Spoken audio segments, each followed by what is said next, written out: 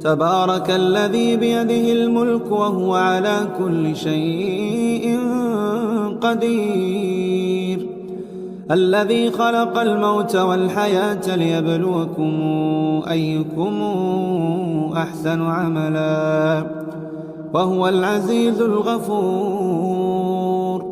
الذي خلق 7 سماوات طباقا ما ترى في خلق الرحمن من تفاوت فارجع البصر هل ترى من فطور ثم ارجع البصر كرتين ينقلب إليك البصر خاسئا وهو حسير.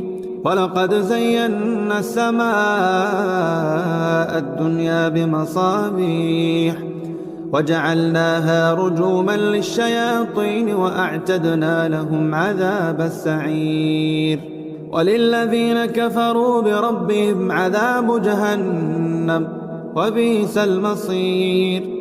إذا ألقوا فيها سمعوا لها شهيقا وهي تفور تكاد تميز من الغيظ كلما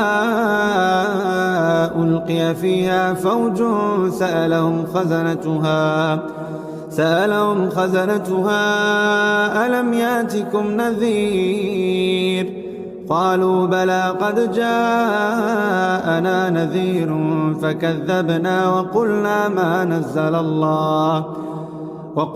ما نزل الله من شيء إن أنتم إلا في ضلال كبير. وقالوا لو كنا نسمع أو نعقل ما كنا في أصحاب السعير فاعترفوا بذنبهم فسحقا لأصحاب السعير. إن الذين يخشون ربهم بالغيب لهم مغفرة وأجر كبير. وأسروا قولكم أو اجهروا به إنه عليم بذات الصدور. ألا يعلم من خلق وهو اللطيف الخبير. هو الذي جعل لكم الأرض ذلولا فامشوا في مناكبها وكلوا من رزقه وإليه النشور.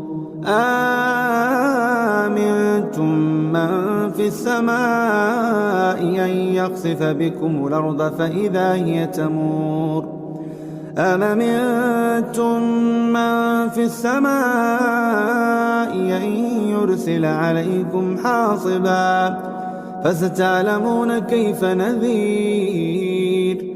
ولقد كذب الذين من قبلهم فكيف كان نكير.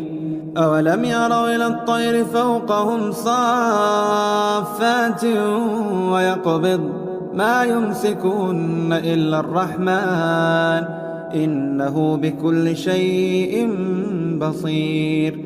أمن هذا الذي هو جند لكم ينصركم من دون الرحمن إن الكافرون إلا في غرور. أمن هذا الذي يرزقكم إن أمسك رزقه بل لجوا في عتو ونفور. أفمن يمشي مكبا على وجهه أهدى أمن يمشي سويا على صراط مستقيم. قل هو الذي أنشأكم وجعل لكم السمع والأبصار والأفئدة قليلا ما تشكرون. قل هو الذي ذرأكم في الأرض وإليه تحشرون. ويقولون متى هذا الوعد إن كنتم صادقين.